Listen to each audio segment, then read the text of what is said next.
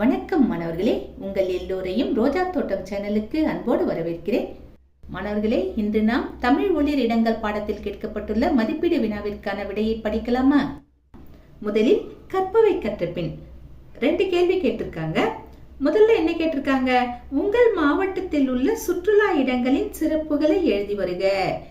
இந்த கேள்விக்கு ஒவ்வொருத்தருக்கும் விடை மாறுபடும். ஒவ்வொருத்தரும் ஒரு மாவட்டத்தில் இருப்போம்.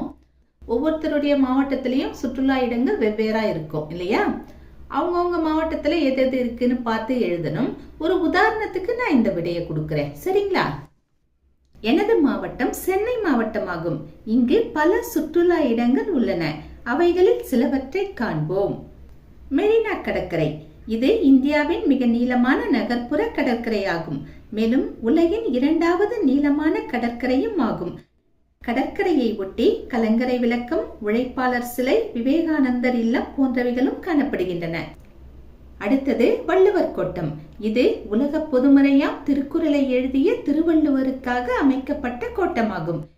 இங்கு இவர் இயற்றிய 1330 திருக்குறள்களும் கற்பலகைகளில் செதுக்கப்பட்டுள்ளன. அவற்றை தழுவிய ஓவியங்களும் வரையப்பட்டுள்ளன. அடுத்தது சென்னை அருங்காட்சியகம். இது எழும்பூரில் உள்ளது. இது இந்தியாவின் 2வது பழமையான அருங்காட்சியகமாகும். பழமையான தொல்லியல், நாணயவியல், விலங்கியல், அறிவியல், சிற்பவியல் துறை சார்ந்த பொருள்கள் காட்சிக்கு வைக்கப்பட்டுள்ளன. அடுத்தது எலியட்ஸ் கடற்கரை. இது பெசன்ட் நகரில் உள்ளது. இக்கடற்கரைக்கு அருகே அஷ்டலட்சுமி கோயிலும் வேளாங்கண்ணி தேவாலயமும் காணப்படுகின்றன. இளைய தலைமுறையினர் அதிகம் கூடும் இடமாக இக்கடற்கரை உள்ளது. அடுத்தது பிர்லா கோளரங்கம். இது கோட்டூர்புரத்தில் உள்ளது. சூரியன் அமைப்பு, வானம், பருவங்கள், கிரகங்கள், வால் நட்சத்திரங்கள் போன்றவைகளை பற்றி பல வகையான நிகழ்ச்சிகள் நடத்தப்படுகின்றன. மேலும் இங்கே வானில் நிகழும் வானியல் நிகழ்வுகளை தொலைநோக்கி மூலம் பார்க்கலாம். அடுத்தது அண்ணா நூற்றாண்டு நூலகம். இது ஆசியாவின் 2வது பெரிய நூலகமாகும். அண்ணாவின் நூற்றாண்டை நினைவு கூறும் வகையில் இந்நூலகம் அமைக்கப்பட்டது. தரைத்தளத்தோடு சேர்த்து 9 தளங்கள் காணப்படுகின்றன. ஒவ்வொரு தளமும் குறிப்பிட்ட நூல்களுக்கென ஒதுக்கப்பட்டுள்ளது. அடுத்தது புனித ஜார்ஜ் கோட்டை. இது பிரிட்டிஷ்காரர்களால் கட்டப்பட்ட முதல் கோட்டையாகும். வெறுமனே இருந்த இடத்தில் கோட்டை கட்டப்பட்டதால் பல புதிய குடியேற்றங்கள் உருவாயின. வணிகங்களும் வளர்ச்சியடைந்தன. அடுத்தது சென்னை உயர் நீதிமன்றம். இது இந்தியாவின் பெரிய நீதிமன்றமாகும். மேலும் உலகின் 2வது மிகப்பெரிய நீதிமன்ற வளாகமாகும். அடுத்தது ரிப்பன் கட்டிடம். இது வெண்மையான மற்றும் பழமையான கட்டிடமாகும். உள்ளாட்சி நிர்வாகத்தின் தந்தை என்று அழைக்கப்படும் ரிப்பன் பிரபுவின் நினைவாக இக்கட்டிடம் ரிப்பன் கட்டிடம் என்று அழைக்கப்படுகிறது. அடுத்தது கிண்டி குழந்தைகள் பூங்கா. குழந்தைகள் விரும்பி விளையாடும் வகையில் இப்பூங்கா அமைக்கப்பட்டுள்ளது. இங்கு பல வகையான விலங்குகள், பறவைகள், தாவரங்கள் போன்றவைகள் காணப்படுகின்றன. ஒவ்வொரு மாவட்டத்திலையும் சுற்றுலா இடங்கள் இருக்கும். கூகுள்ல சர்ச் பண்ணீங்கன்னா உங்களுக்கு நிறையவே கிடைக்கும், சரிங்களா? அடுத்தது 2வது கேள்வி. நீங்கள் கண்டுகளித்த இடங்களின் தனித்தன்மைகளை எழுதுக. நாம போய் பார்த்திருப்போம், அதை ரசிச்சிருப்போம். அதனுடைய தனித்தன்மைகளை பத்தி எழுதணும். முயற்சி செய்யலாமா? திருமலை நாயக்கர் அரண்மனை. இது திருமலை நாயக்கரால் 1636ஆம் ஆண்டு கட்டப்பட்டது. இது மதுரையில் காணப்படுகிறது. இதனை தமிழ்நாடு அரசின் தொல்லியல் துறை பராமரித்து வருகிறது. இந்த அரண்மனையில் 248 பிரம்மாண்டமான தூண்கள் காணப்படுகின்றன. இதன் கூரைகளில் புராண கதைகள் ஓவியங்களாக வரையப்பட்டுள்ளன. சுற்றுலா வளர்ச்சி கழகம் சார்பில் தினந்தோறும் ஆங்கிலத்திலும் தமிழிலும் ஒளி காட்சி நடைபெறுகிறது. அடுத்தது செஞ்சிக்கோட்டை. இது விழுப்புரம் மாவட்டத்தில் உள்ளது. ஆங்கிலேயர்கள் இதனை கிழக்கின் ட்ராய் என்று அழைத்தனர். 3 பெரிய மலைகள், 2 சிறிய குன்றுகள் இணைந்து முக்கோண வடிவமாக உள்ளது. ராஜா கோட்டை, ராணி கோட்டை என 2 கோட்டைகள் காணப்படுகின்றன.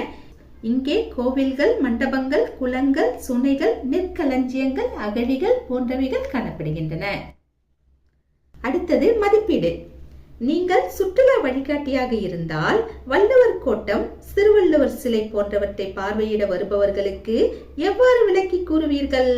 நீங்க கைடா இருந்தீங்கன்னா வள்ளுவர் கோட்டத்துக்கு வர்றவங்களுக்கு வள்ளுவர் கோட்டத்தை பத்தி எப்படி விளக்கி சொல்லுவீங்க, திருவள்ளுவர் சிலையை பார்க்க வர்றவங்களுக்கு திருவள்ளுவர் சிலையை பத்தி எப்படி விளக்கமா எடுத்து சொல்லுவீங்க அப்படிங்கிறதுதான் இந்த கேள்வி. நாம அந்த இடத்த நேர்ல கையில காமிச்சு அதை பத்தி விளக்குற மாதிரி இதற்கான விடை அமையணும். இத பாத்தீங்களா, இவர் தான் வள்ளுவர், இவர் இதை எழுதியிருக்காரு, இத்தனை குறள் எழுதியிருக்காரு, இங்க பிறந்தாரு, இங்க வளர்ந்தாரு, இப்படி எல்லாம் சொல்லுவோம் இல்லையா, அந்த மாதிரி அமையணும் இதற்கான விடை. நாம இந்த விடையில புத்தகத்துல என்னென்ன கருத்துக்கள் கொடுத்துருக்காங்களோ அதை மட்டும் குறிச்சு சொல்லியிருக்கோம். சரிங்களா? முதல்ல வள்ளுவர் கோட்டத்தை பத்தி எழுதிடலாம். சரிங்களா? இதன் பெயர் வள்ளுவர் கோட்டமாகும். இவ்விடத்தின் பெயர் நுங்கம்பாக்கமாகும். இது 1976ஆம் ஆண்டு அமைக்கப்பட்டது. இந்த தேர் திருவாரூர் தேர் போன்று அமைக்கப்பட்டுள்ளது. இதன் அடிப்பகுதி 25 அடி நீளமும் 25 அடி அகலமும் கொண்டது. தேரின் உயரம் 128 அடி ஆகும். ஒரு பக்கத்திற்கு 4 சக்கரங்கள் என 2 பக்கங்களில் 8 சக்கரங்கள் உள்ளன. இதன் கருவறை எண்கோண வடிவில் காணப்படுகிறது. அதனுள் திருவள்ளுவரின் சிலை வைக்கப்பட்டுள்ளதை பாருங்கள். இதோ இந்த இடத்தில்தான் நிகழ்ச்சிகள் நடைபெறும். இதனையே அரங்கம் என்கிறோம். இங்கே செதுக்கப்பட்ட 1330 குறட்பாக்களையும் பாருங்கள். நாம அங்க செதுக்கப்பட்டிருக்கிற திருக்குறளை காமிச்சு சொல்ற மாதிரி இது. சரிங்களா? கருப்பு நிற பளிங்கு கல்லில் காணப்படுவது அறத்துப்பால் குறள்கள். வெண்ணிற பளிங்கு கல்லில் காணப்படுவது பொருட்பால் குறள்கள். செந்நிற பளிங்கு கல்லில் காணப்படுவது இன்பத்துப்பால் குறள்கள். இதோ இங்கே இருப்பவை இக்குறளின் கருத்துக்களை விளக்கும் ஓவியங்கள் ஆகும். அடுத்தது திருவள்ளுவர் சிலையையும் இதே மாதிரி சொல்லியிருக்காங்க இல்லையா, அதையும் பார்த்துடலாம். இந்த ஊரின் பெயர் கன்னியாகுமரி. இது இந்தியாவின் தென்னெல்லையில் அமைந்துள்ளது. ஓங்கி உயர்ந்து காணப்படும் இந்த சிலையே திருவள்ளுவர் சிலையாகும். நமது தமிழக அரசு இதனை நிறுவியுள்ளது. 2000ஆம் ஆண்டு ஜனவரி திங்கள் முதல் நாள் இந்த சிலை திறந்து வைக்கப்பட்டது. 30 அடி உயர பாறை மீது இந்த சிலை அமைந்துள்ளது. பாறையிலிருந்து சிலையின் உயரம் 133 அடியாகும். 133 என்பது திருக்குறளின் மொத்த அதிகாரங்களை குறிக்கும். அறத்துப்பாலின் அதிகாரங்கள் 38. அதனை உணர்த்தவே பீடம் 38 அடி உயரம் கொண்டதாக கட்டப்பட்டுள்ளது.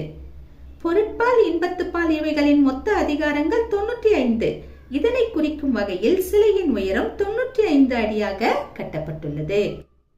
பீடத்தின் உள்ளே காணப்படுவது மண்டபமாகும்.